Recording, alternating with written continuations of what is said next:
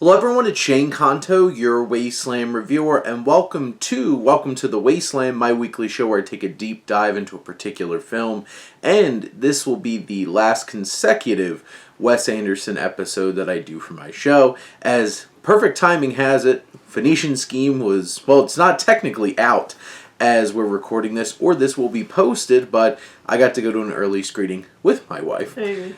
Jess, who's joining me for this episode, as this will drop on the 23rd of May. The film releases June 6th. So, get a little early sneak peek, but this will already have debuted at the Cannes Film Festival as we speak, which is why, reviews are allowed to be out.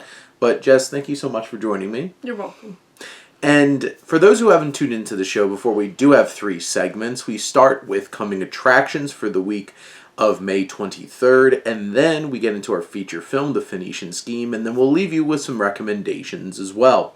Let's get started. So the weekend of May 23rd is Memorial Day weekend. Hey. Yep, and 2 huge movies are coming our way. Lilo and Stitch, which is tracking for the largest Memorial Day opening weekend ever, which I know we're both very skeptical about.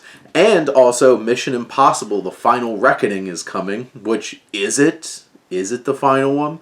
We'll have to find out. And there's a few streaming films coming from Guy Ritchie and based off of R.L. Stine, the new Fear Street. But Jess, why is Jane Austen Wrecked My Life, which is coming out limited release, the one you're most excited about? I thought it was a good time.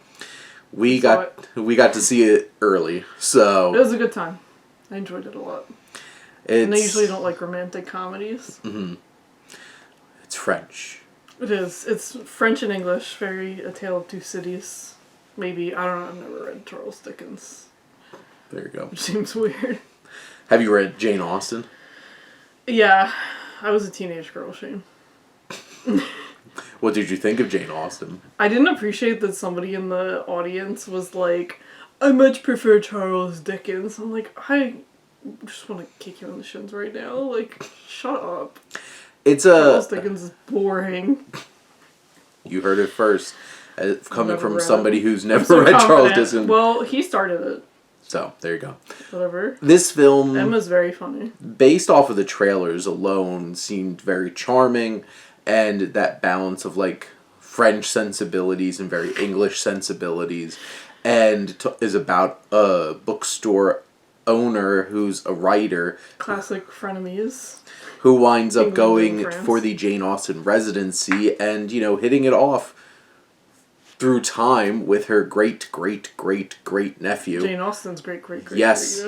Yeah, Jane Austen's... No Kate and Leopold going on here. Yes. Jane Austen's great-great-great-great-nephew. And she never married or had kids, so fun fact about Jane Austen.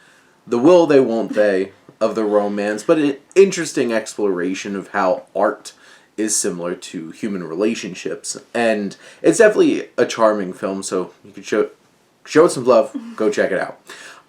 This was a no-brainer for me. My most anticipated is Mission Impossible: The Final Reckoning. This is one of the greatest action franchises in the history of film. And if this is indeed the last one, they're going out big with a 2-hour and 50-minute 8th film in this franchise. Oh my God. The 4th one directed by Christopher McQuarrie.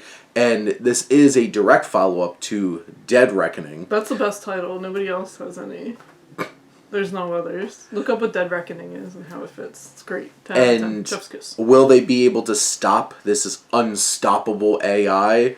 Of course, because it's Mission Possible because of Ethan Hunt. I had a dream that I was in a transit van, one of those 8-passenger vans, and Tom Cruise was one of them. And I was talking to the driver, and I'm like, "Oh, the Mission Impossible franchise, Tom, you know all about that." Well, there you go. Also, I was in Denmark for some reason.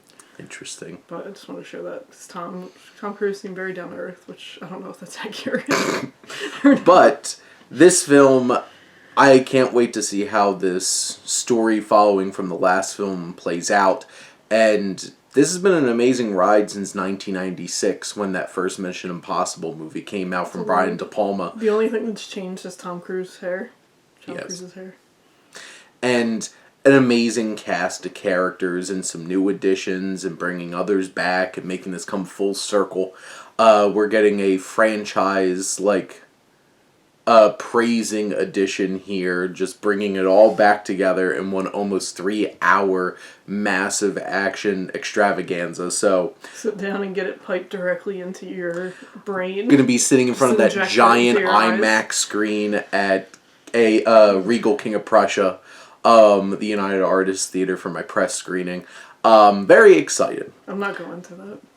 No, you are not. You said you did not want to. Sorry, Tom Cruise. Maybe I should have apologized in my dream to him.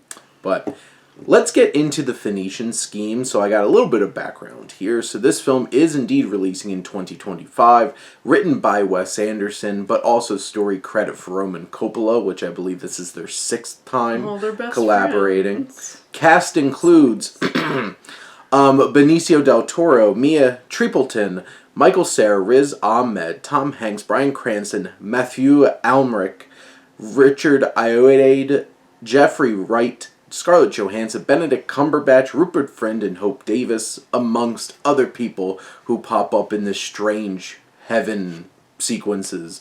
But surprise, the biblical interludes, I think, is what they biblical interludes that on. They did not advertise being in the film at all in any of the trailers. I only knew because I accidentally read some plot spoilers. I didn't realize they were spoilers until I was in too deep, and then I was like, well, I mean, I'm just gonna keep going. There you go. Script was completed before the writer's strike in 2023. It is indeed making its debut at the Cannes Film Festival of 2025. Shot on 35mm film with cinematographer Bruno De Bonnell.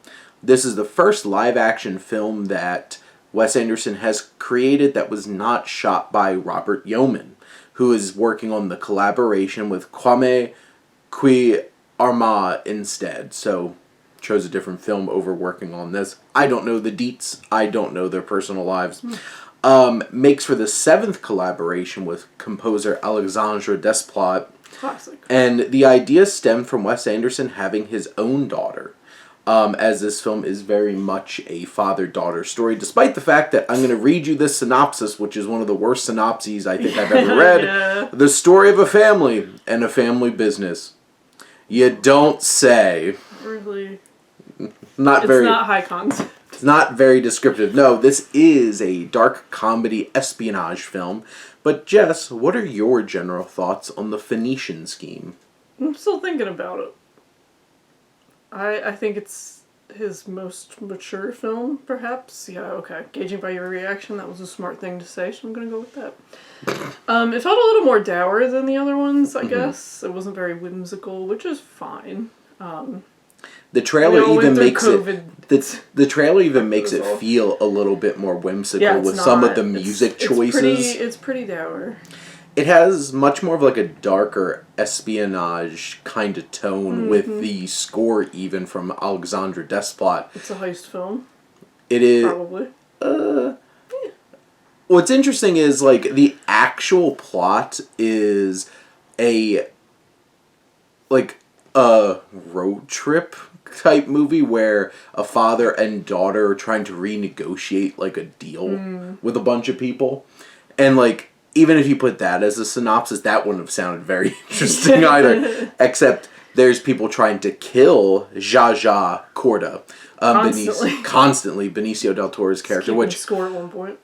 From the very beginning of the movie, my jaw just dropped because something so shocking, violent, and bloody happens within like the first minute of this movie starting. It was so shocking. And, I'm trying to remember. It was either a Coppola or Anderson, I think it was, that played that character that something horrible happened to them. And it's wild just how fast and intense this starts. Stephen Park, I believe, plays the pilot in this opening scene, and him and Benicio del Toro have this back and forth. And there's some creative exposition dump because it's like they're reporting Zsa Corda's death, so it's like a newscast over it. It's Wes Anderson, so I expected. Well, and they're having this newscast giving us all this information about him because they're trying to give him like a live He obituary. seems like one of those people that people love to hate and follow. Yeah. One of those really interesting, eccentric people. And then you're just getting this pan of him, and then him coming up in the camera. What you see in the trailer. Yeah, spits out a tooth, and he's just like this mangled, and all of this expedition dump is happening while he's obviously not dead, and it just really starts the vibe of the film. No spoilers, but I liked the ending a lot. Actually, I like the message. Again, no spoilers, because Because like even talking about the message would be a big spoiler. But. because I feel like this film is about this journey of a father and daughter coming back together, and honestly, somebody really rediscovering what the real meaning of life is. Because he is very much, it's all about the business. It's all Money. about his employing slaves. Causing famine, and all He's these manipulating. All the things that governments do. Yes, that's what Zsa Zsa Corda does. He's a capitalist. And it's a big conflict between his daughter, the nun, who lives in austerity. Yes, Liesel, played by Mia Tripleton, who I feel like I've never seen her in anything, or at least I don't recall seeing her in anything. I thought she was great. I think she does a great job of balancing this, like, coldness towards her father, because, like, of course she would. Because of their... Yeah. And also this, like, trying to keep it together, but then also, like, you can tell... I think it's true, like, her father makes a comment very early that it's, like, about her just doing this because she grew up in it. I think that is kind of true. As the film goes on, you get to see her explore life a little bit more. And I enjoy that journey of Liesel. I enjoy the breaking good journey of Zsa Zsa throughout the film. I think, too, it's not... It doesn't mock religion, but it approaches, your own religious awakenings and approaches and stuff, which is pretty neat. Not critical of the Catholic Church, which is... kind of, I'm not Catholic, and like obviously the Catholic Church low-hanging fruit. Yeah, but like it didn't really touch on that at all, which was nice. Well, and this is more. I think at the end of the day, it's more about faith. Well, it's them reckoning with their faith, like and dogma. Those biblical interludes that keep happening, which have this very specific vibe. And the aesthetic is perfect. Wes Anderson did a great job of conceptualizing this afterlife, because the thing is, Zsa Zsa Corda almost dies so many times. Yeah, I guess he's hallucinating. He's having this moment of like maybe being halfway between worlds and stuff like that. I guess it depends on what you believe in. And I'm not going to spoil any of the actors that are in these interludes, but there's some fun casting choices. They're interesting too. They let you breathe a little bit in the story, because it's so like... This is very fast paced and keeping it going, because this is only a 100-minute film. That's the thing. Wes Anderson doesn't make very long films often. My biggest criticism is they could have bullied Michael Cera more. I think we were a little bit low on the bullying of Michael Cera. You mean Bjorn? Bully him more. Michael Cera, making his Wes Anderson debut, does some interesting things as this tutor. Meek. And he is very meek. And he definitely has a thing for Liesel, as do multiple men throughout the film. And she has a certain je ne sais quoi. And I feel like what they do with Bjorn as a character is very interesting as the film goes on, and how that evolves. She does bully him a fair amount. Yeah, she does. He deserves it. She does.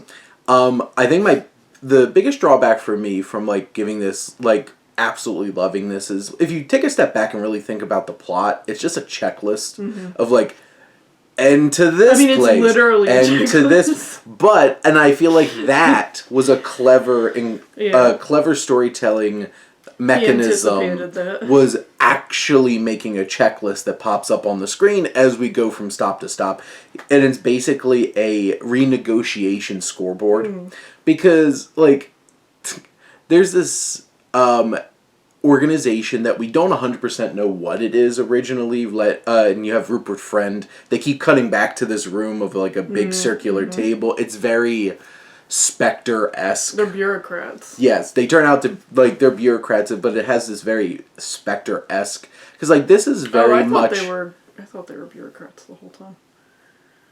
I don't know, I got that. Well, we don't 100% know exactly who they are until later into the film, but it's still trying to channel that, fact again, Spectre-esque feeling of like old James Bond movies. Well, it reminded me of the CIA in like the 60s and 70s overthrowing governments and destabilizing countries and stuff, which I'm sure was the point. Well, but that's what it reminded me of. Because like this film is channeling a lot of like 40s, 50s, 60s old like globe-trotting Hollywood films, and it really has that vibe down and works really well for the film. And it's a Wes Anderson film. The production design, the costuming, the cinematography is all pristine, sharp, symmetric, got panning camera shots and slow motion walking. People walking, and it has all of those elements thrown in there too. And I think because of its like bouncing around, there's not a lot of room for a lot of the actors to really flesh out like really fully realized characters, but you don't really get to know them. That's why you have great actors who can pop in and bring life to the roles, because like maybe gay-coded basketball aficionados Tom Hanks and Bryan Cranston, that's such an odd sequence. That was the first thing I looked at Shane. I was like, do you They play horse. Fellas, yeah. Like a really over a negotiation. Hard. Yeah, and it's like those kinds of things. Mathieu Amalric is, French actor who's popped up in a lot of Wes Anderson. Mathieu. And he's the one that gets mad about his club being shot up by Richard Ayoade. And like even Jeffrey Wright has his moments when he pops up. I feel like the person that's in a supporting role that gets the most to work with and stand out is definitely Benedict Cumberbatch. And he's only in the film for like a good 10 minutes towards the end. He work those his 10 minutes. Eyebrows, that beard, just from hair and makeup for him, 10 out of 10. And he's such a Nubar, who is Zsa Zsa's brother. Which I think, is that a biblical name? I think it is. And the conflict that they have towards the end of the film is so fun and wild. It's a good time. And it brings great slapstick. It also has a dark edge because there's real stakes going on here. And it's interesting because this film has the layers of, can Corda be a good person? Will he build back up this relationship with Liesl? And Liesl has her own journey because there's a lot of questions about where Liesl really comes from that keeps popping up throughout the film. To quote Fantastic Mr. Fox, her mom was a town tart in her day. Because a lot of the men in this film knew Liesl's mother. Let's just put it that way. And I loved the vibe of it. I loved the espionage of it. The acting is fantastic. I think Benicio del Toro, between French Dispatch and this, really shows that he has a good grasp of what Wes Anderson's trying to go for in his filmmaking. The music, I think, is fantastic. The like all the technical aspects of this are just color palettes are great. Fantastic. And I think all the actors bring something to this, and it's a lot richer in terms of themes, in terms of faith, and our own mortality than I feel like the trailers give off. And I was talking to somebody who made a really great point that it's really hard to market Wes Anderson's films without just leaning into, look, it's a Wes Anderson movie. But like this and Asteroid City were so poorly marketed in terms of not really capturing everything that the film's doing, because it's hard to do that. And go into this, don't read too much into this. Like, we tried to be as vague as possible with a lot of the elements, but this takes you on a fun, globe-trotting, dangerous adventure, and I think it really worked. Jess, do you have any other thoughts that you wanted to throw out about the Phoenician Scheme? I have no thoughts whatsoever. There you go. But hopefully you all go check it out when it releases in theaters. Now we have some recommendations for you, and we watched a film, Odds Against Tomorrow, that Jess would like to recommend. I enjoyed it, although it's a little depressing. again, I don't want to give away too much, but I thought that it was depressing how much can apply still. What is it, 60? This is like 70 years later? Yeah, something like that. Yeah, good times. This was a Robert Wise film. I never really saw Harry Belafonte act, though. I knew he did music, and that's about all. And I listened to the You Must Remember This episodes, but I never really knew much about him. He killed it. They all do, but yeah, no, I would recommend it. Because it says Robert Ryan, Ed Begley, Sr. Content warning for multiple ethnic and racial slurs. Sure. I mean, if you look at the plot synopsis, you wouldn't be surprised. But Shelley Winters, and yeah, she's not in it Harry very much. Belafonte. She got top billing, but she was in it for like... She's a pretty famous actor at the time, so I'm not surprised about I've that. never heard of her. She's from Night of the Hunter. I've heard of her. She's also the mother in that, where she probably gets less screen time than you might expect.